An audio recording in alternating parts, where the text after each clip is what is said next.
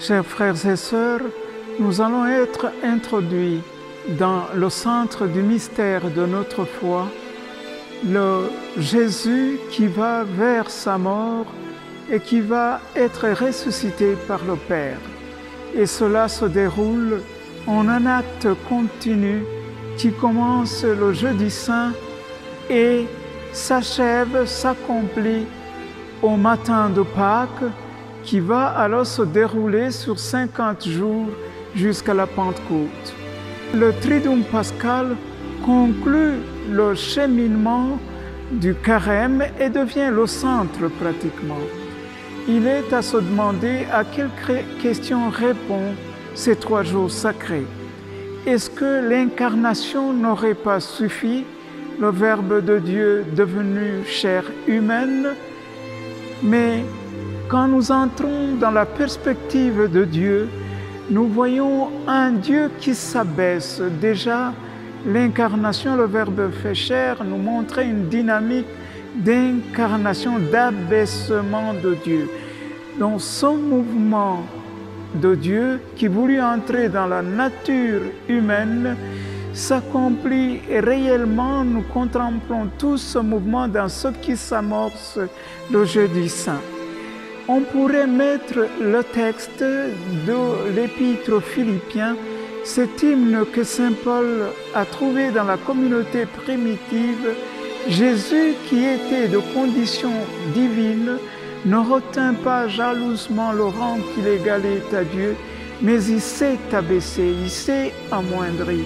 Donc Dieu, pour nous montrer réellement ce qu'il était, il est entré dans la condition humaine, en son Fils qui était Dieu, mais qui s'est fait, qui est entré dans la condition de serviteur, dans la condition d'esclave, pour servir les hommes jusqu'au bout.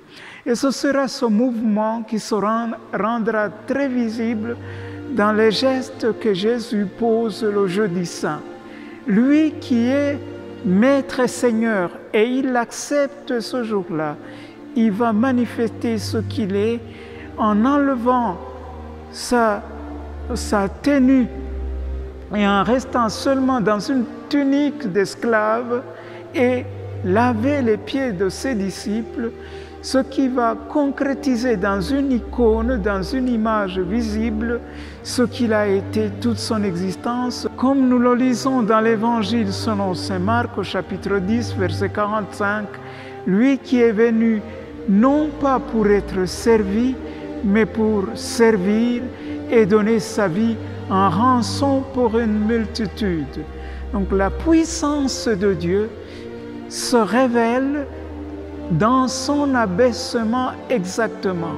Il n'y a pas de contradiction en Dieu entre la puissance et l'abaissement, parce que c'est la même puissance d'amour qui se révèle dans l'abaissement de Dieu et dans l'institution du service et de l'Eucharistie, qui est tout à fait le Dieu qui, en son Fils, se rend visible et présent en nous à travers des signes et des signes petits qui manifestent l'amour de celui qui a voulu se faire notre nourriture, rester avec nous en se donnant lui-même pour être notre vie.